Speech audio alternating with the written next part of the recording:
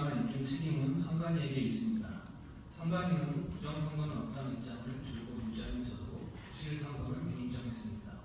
이상한 투표지가 나오거나 투표지가 정식의 투표지 보관함이 아닌 속후이 가분으로 옮겨지는 등이 기이한 일이라는 것을 두고 선거 부실 관리라고 표현했습니다.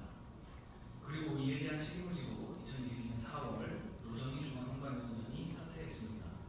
그런데 선관위가 인정한 대로 선거 부실 관리가 있으면 당연히 선관위에서 부정선거가 없었음을 인정하는 것이 상식에 맞습니다. 이렇게 보는 것이 내제 입사부터라는 법 개정에도 맞습니다. 사실 자체가 설명해 준다는 뜻입니다.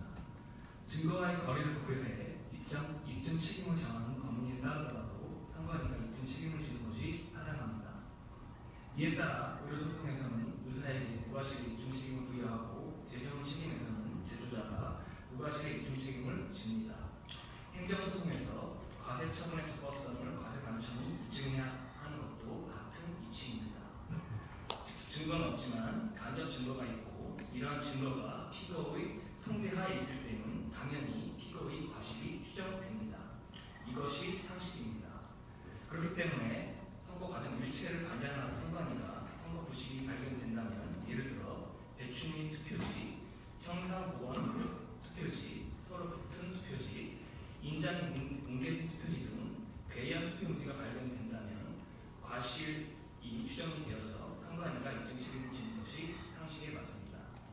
그런데 어처구니 없게도 임경욱 전 의원이 제기한 인천윤수을 선거부의소송 대법원 판결은 거꾸로 원고에게 누가 어떻게 선거 부정을 한 것인지 입증해야 된다고 판결을 내렸습니다. 그리고 선거관리위원회는 해당 판결을 제시하면서 부정선거가 없는 증거로 말합니다. 상식을 멀리 벗어난 판결입니다. 대법원이 도대체 왜 이런 판결을 할까요? 법리를 모르는 걸까요? 선거 부정소송이나 부정선거에 관한 책임은 각급 선거관리위원회를 관장하고 있는 대법원이 담당하게 됩니다. 판사가 자기 사건을 스스로 판단하는 일종의 자기 권리인 것입니다. 비상식적인 판결로 부정 의혹이 훼손되었다는 선관위 주장은 비상식적인 판결로 부정선거를 덮는 것이라는 의혹만 키우고 있습니다. 중앙선관위는 부정선거가 없다면서 서버 관리를 만전을 기하고 있다고 합니다. 하지만 우리나라에서 가장 많은 약 4천만 건의 개인정보를 취급하면서 전담 직원이 단 한 명만 두었습니다. 외부 보안 업체도 영세한 단 한 개 업체만 두고 있습니다.